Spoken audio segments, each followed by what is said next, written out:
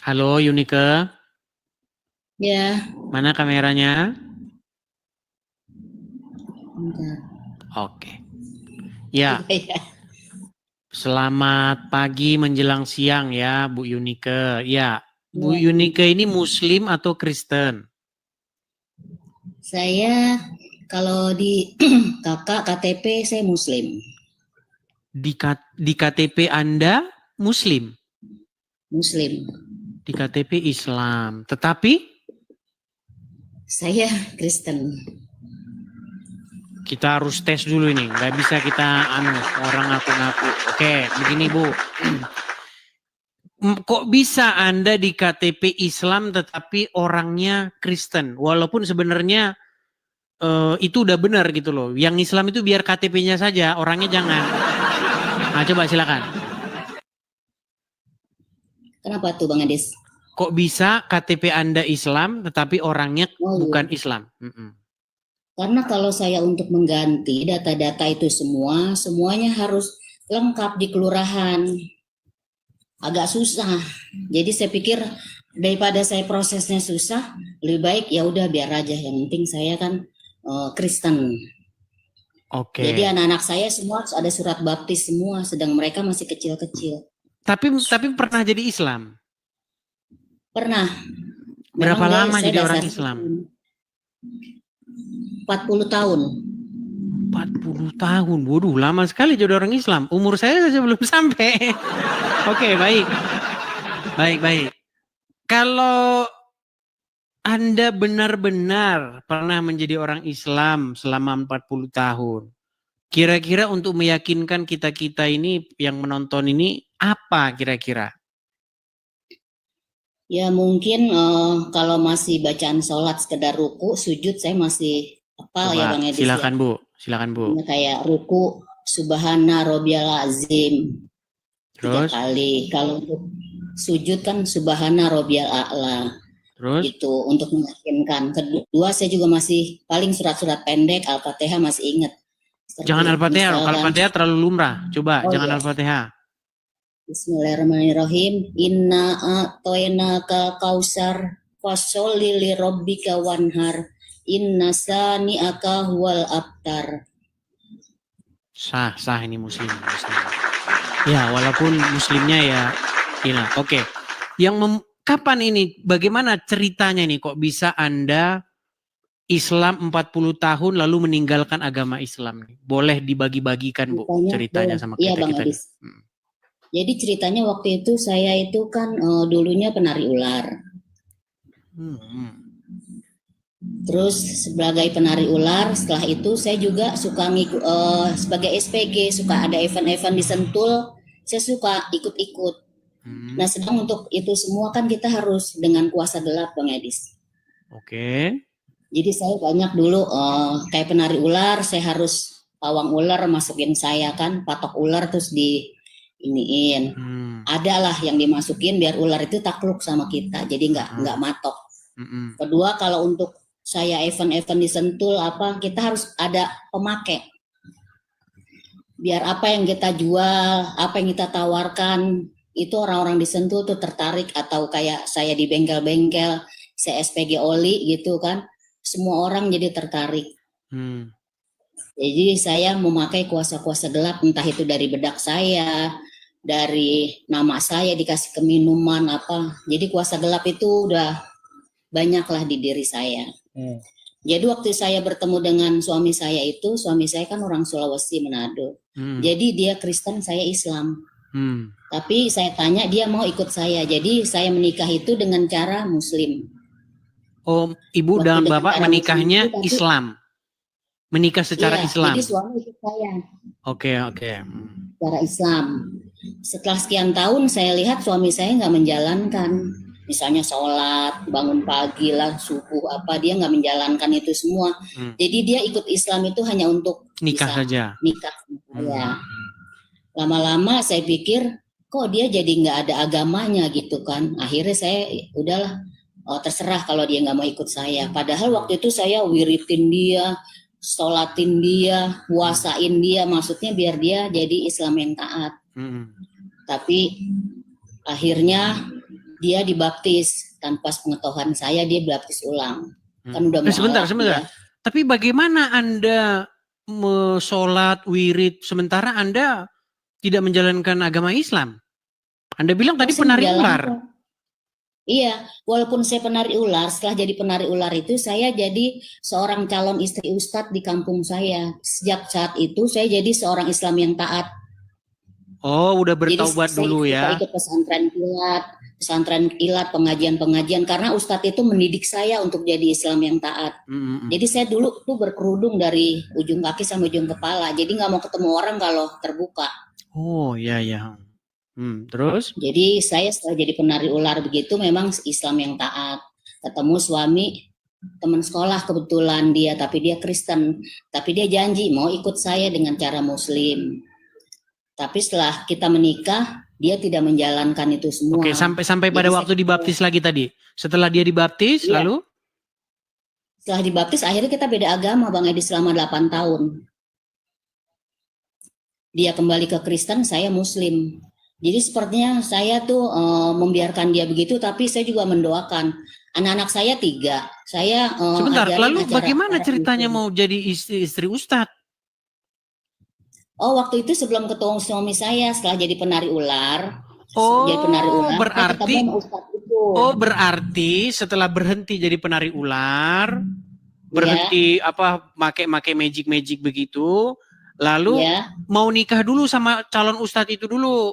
Tapi nggak jadi. Sama ustadz itu. Tapi nggak jadi. Oh, akhirnya malah jadi sama orang Kristen. Iya, jadi sama orang Kristen. Karena ustadz saya itu kelas saya 2 SMA ngajak saya nikah, tapi orang tua nggak boleh. Katanya kan nikah siri dulu aja. Orang tua nggak boleh karena masih sekolah. Oh, jadinya ustadz itu ya dia nikah lah sama teman saya. Begitu lulus saya ketemu setelah udah puluhan tahun lah. Saya kalau dulu saya pernah juga sih nikah sebelum ketemu suami yang ini, saya nikah cara Islam dulu sama suami yang pertama.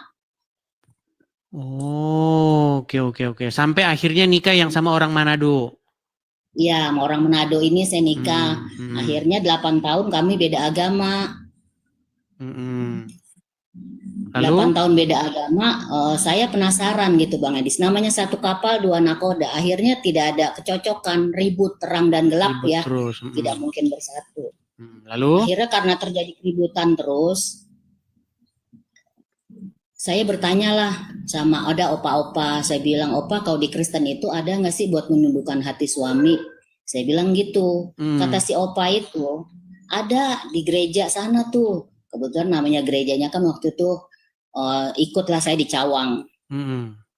Akhirnya saya datang, diajak sama si opa itu. Tapi saya datang itu, saya cuma penasaran aja. Kenapa suami saya udah puasain, sholat semua saya jalanin, kok suami saya nggak mau ikut saya, masih tetap bertahan sama keyakinan dia.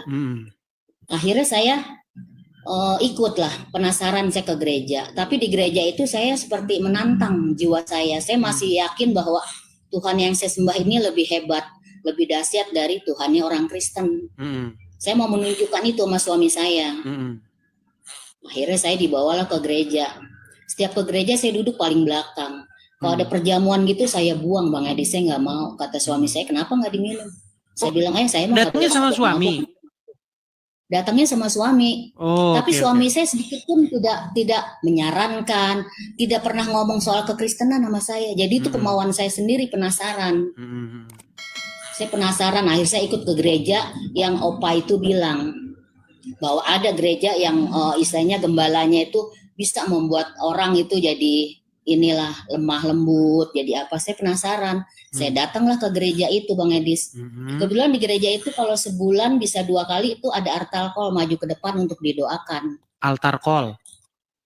Iya, maju ke depan siapa yang mau didoakan. Saya lihat nih yang pada maju gini kok pada lemes gitu kan. Terus pada pokoknya pada jatuh lah. Saya bilang, kan saya datang juga sama suami sama teman suami saya. Saya bilang, itu kenapa orang Kristen didoain jatuh-jatuh begitu? Saya bilang, datang aja situ minta didoakan. Oh, saya bilang, kalau saya nggak mungkin jatuh katanya. Saya kan istilahnya Tuhan saya hebat, saya bilang. Akhirnya karena disuruh-suruh, udah coba aja maju, coba maju. Itu saya masih muslim, tapi saya udah mencoba ke gereja. Akhirnya saya maju ke depan. Kebetulan gembalanya udah almarhum ya, Gembala Wirasmono waktu itu. Saya maju ke depan, tapi di dalam maju itu saya tuh nyebut-nyebut Allahu Akbar, baca Al-Fatihah, saya berpikir terus maju ke depan. Jadi waktu saya topang doa pendeta itu, saya terus baca doa-doa yang saya yakinin, yang saya tahu. Saya nggak jatuh Bang Edis. Dengan sombong saya maju, saya terus ke tempat suami sama ini ke belakang lagi, saya bilang, tuh kan katanya Tuhan gue mah hebat, gue mah nggak jatuh, orang Kristen pada jatuh, nggak jatuh lah. Saya bangga dengan apa yang saya sembah. Akhirnya untuk minggu berikutnya saya dengan sombong datang lagi ke situ. Saya menantang lagi bahwa saya mau menunjukkan nih sama orang Kristen bahwa Tuhan saya tuh hebat. Saya nggak bakalan jatuh kalau ada doa-doa begitu. Kebetulan ada lagi kan artalkol, siapa mau didoakan, katanya maju ke depan. Saya maju lagi ke depan dengan cara begitu. Saya nggak jatuh lagi, tambah sombong saya, tambah sombong. Minggu berikutnya saya datang lagi, didoakan. Di situ Bang Edi saya baru saya seperti badan saya ini tubuh nggak ada tulangnya Bang Edi, saya baru jatuh di situ. Ke beberapa kalinya itu Bu? Ketiga kali Bang Edi. Ketiga kalinya ya, oke. Iya, saya manifestasi di situ Bang Edis. Jadi kuasa-kuasa yang jahat, yang kuasa gelap yang dulu saya pernah masukin ke badan saya, itu memberontak, dia melawan. Disitulah saya manifestasi, di situ saya digotong rame-rame, saya berteriak-teriak di situ. Jadi mereka tuh tahu bahwa saya tuh punya kuasa-kuasa gelap yang saya pegangan saya dulu. Kebetulan keluarga saya juga kan Jawa, jadi banyak simpan-simpan benda-benda gitu Bang Edis.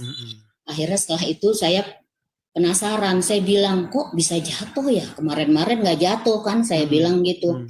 Saya semakin mau menantang lagi sebetulnya. Saya menantang lagi, saya datang lagi. Jadi saya tuh setiap saya nantang lagi, datang lagi, saya yakin nggak jatuh. Jadi seperti langganan, setiap saya maju ke depan artalkol, saya selalu jatuh manifestasi. Saya datang lagi, jatuh lagi. Jadi saya udah kalah berkali-kali waktu itu. Saya akhirnya rebah di situ lah, digotong rame-rame. Pentingnya ini Bang Edi, saya cuma mau ngasih tahu bahwa memang kalau orang-orang dari seberang untuk masuk ke dalam ini memang harus ada pembersihan dulu. Dibersihin jiwanya dari kuasa-kuasa gelap jahat, karena memang di ajaran saya dulu katanya kan ini putih ya, aliran putih. Jadi saya percaya karena yang bacain juga kan ustadz, kiai. Terus saya juga suka dikasih kayak sapu tangan, tulisan-tulisan Arab, simpen di dalam rumah. Iya gitu Bang Adis. Jadi saya banyak menyimpan hal-hal seperti itu. Jadi waktu itu setelah saya kalah begitu, suatu saat saya tuh Tuhan saya kebetulan sudah menyebutnya Tuhan Yesua Bang Edis. Jadi Tuhan Yesua itu datang. Entah itu dalam mimpi saya ya, mungkin dalam mimpi atau bukan, dia tuh datang dalam mimpi saya, mendobrak pintu rumah saya suatu malam. Jadi waktu saya sedang nonton TV, jadi ini antara mimpi atau bukan ya. Jadi mungkin ya saya juga bingung, tapi sampai sekarang itu terekam benar-benar di dalam pikiran saya. Jadi waktu saya nonton bersama suami saya, nonton TV di ruang tamu, suami saya tidur sambil nonton TV. Jadi Tuhan Yesus itu datang mendobrak pintu saya dengan suara yang keras. Saya akhirnya nempel ke tembok. Itu sinarnya terang sekali, terang banget pokoknya.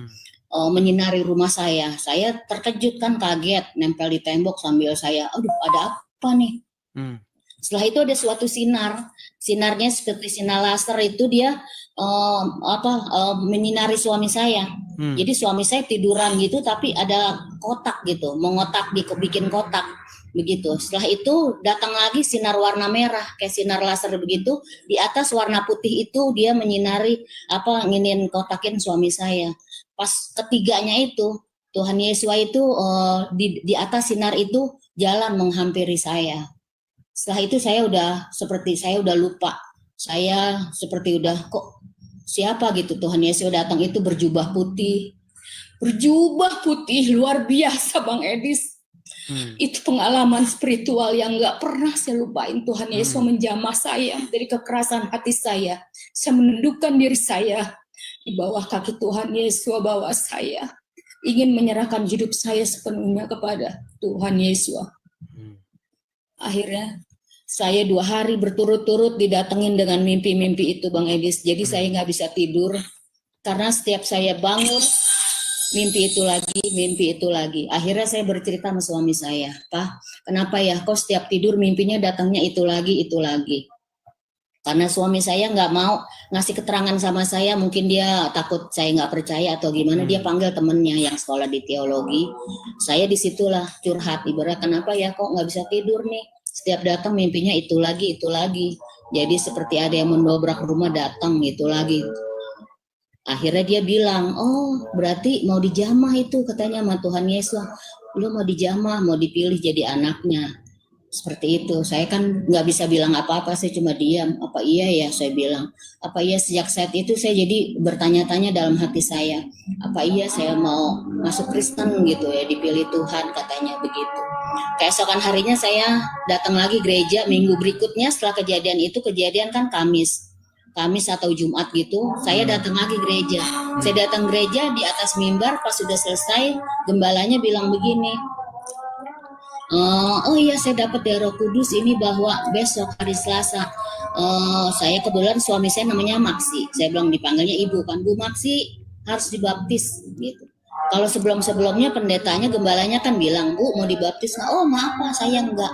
Oh enggak, saya gitu. Tapi pada saat itu saya tidak bisa bilang tidak. Saya bilang saya siap Pak. Saya siap Pak. Dari hati nurani saya paling dalam, saya siap. Akhirnya saya disalamin sama gembalanya. Suami saya udah keluar duluan. Saya bilang, Pak, Mama mau dibaptis katanya harus lah. Suami saya kaget, hah? Mau dibaptis? Emang mau? Mau, kata saya. Saya mau dibaptis gitu. Jadinya saya sudah mengiyakan bahwa saya mau dibaptis. Kuasa kegelapan yang ada dalam diri saya mungkin sebenarnya harus dilepas dulu Bang Adis, tapi ini langsung dibaptis. Jadi waktu dibaptis itu banyak kuasa-kuasa gelap itu yang menghalang-halangi saya untuk berangkat ke tempat baptis. Sampai kadang-kadang suami saya lihat juga dipakai untuk menghalangi juga kan saya.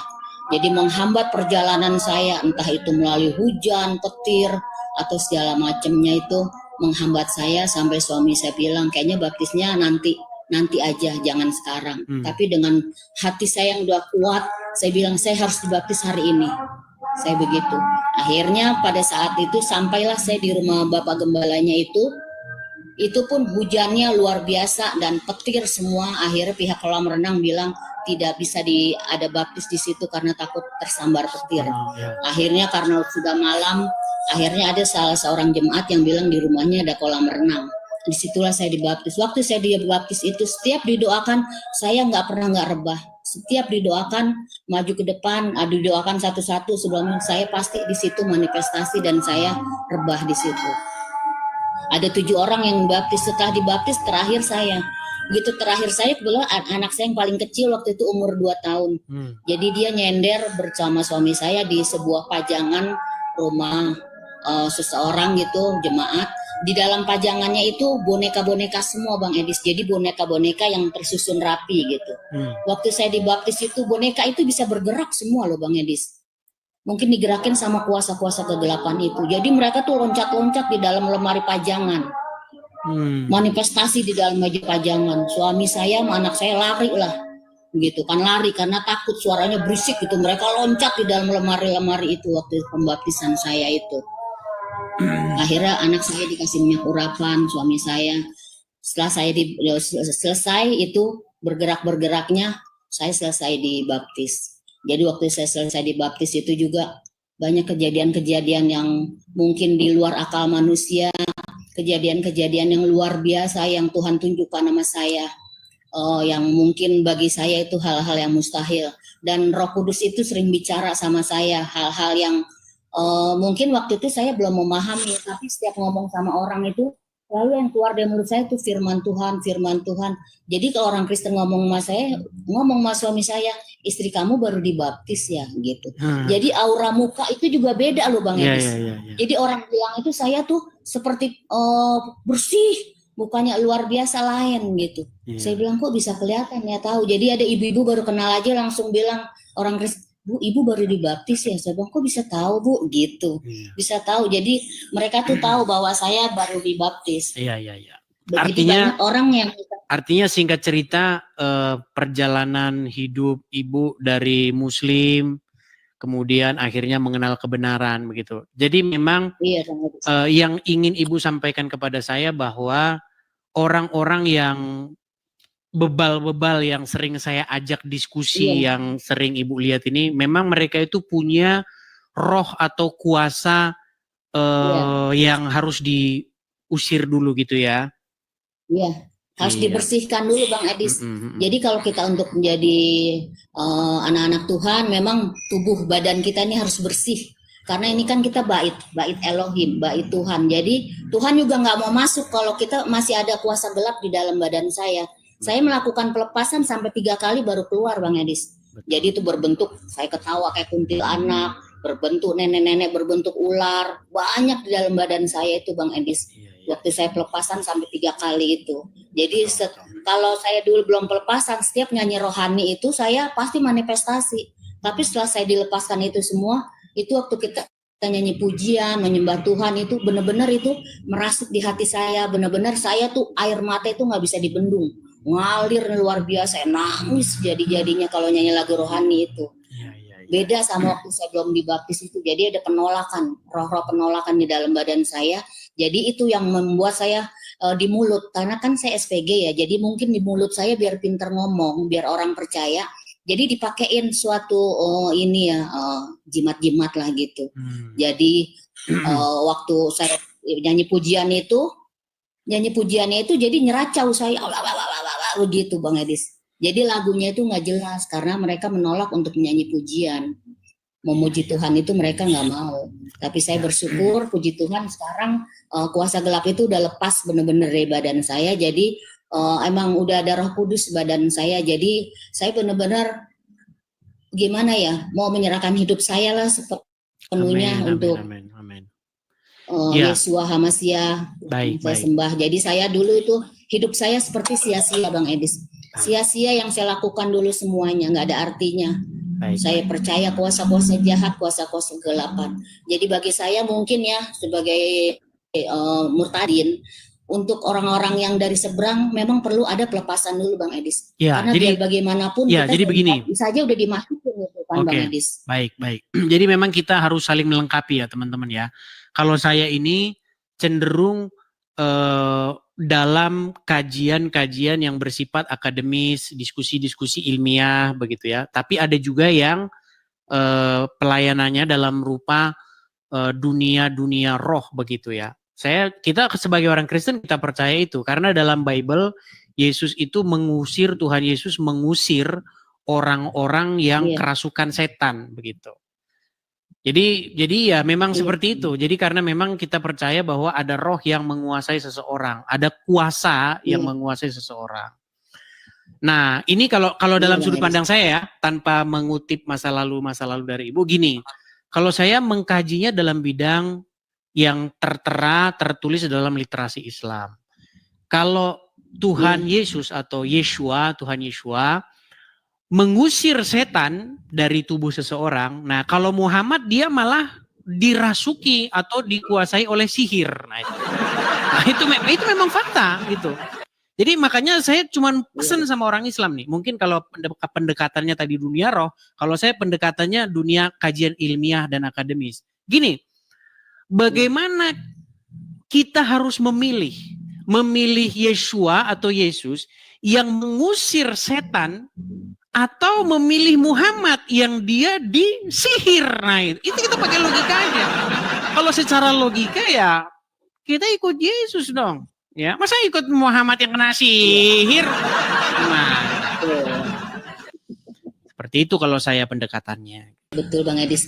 Memang kalau kita udah dibaptis, pikiran kita seperti kita melihat hal-hal yang yang baik-baik. Jadi kita seperti baru terbuka gitu. Pikiran kita, mata kita baru terbuka selubung-selubung kita itu. Jadi saya banyak hal-hal yang dulu saya nggak tahu, jadi tahu. Apalagi setelah saya selalu ngikutin Bang Edis dari awal gitu. Jadi saya yang dulu saya nggak tahu, banyak tahu gitu dari Bang Edis. Ya dalam hati saya, untung saya udah pindah gitu, saya udah diselamatkan. Jadi saya tidak tersesat lagi seperti dulu gitu. Dulu saya begitu membanggakan keyakinan saya gitu. Tapi akhirnya ya saya bersyukur Tuhan pilih saya Jadi seperti selubung di mata saya, pikiran saya udah dibuka semuanya. Jadi sekarang paling saya pergumulan saya untuk orang tua, adik-adik, kakak saya semuanya biar mereka juga diselamatkan. Itu Bang Adis. Jadi saya berpikir satu orang diselamatkan, seluruh keluarga pun akan diselamatkan. Puji Tuhan, amin. Itu aja yang jadi keyakinan. Oke, terima kasih Bu Yunike atas sharing kesaksian hidupnya ya. Semoga dengan demikian ya semakin terberita ya. Jadi kalau Ibu tadi mendekan fokusnya ke bidang roh, kalau saya fokusnya ke bidang yang kajian-kajian diskusi seperti ini. Terima kasih Bu Yunike. Kita lanjut lagi diskusi. Kita undang yang muslim lain dulu ya. Iya. Oke. Sama-sama Bang Edi. Salam Bapak Yahweh. Shalom. Memberkati dalam nama Yeshua HaMashiach. Shalom. Shalom Bang Edi.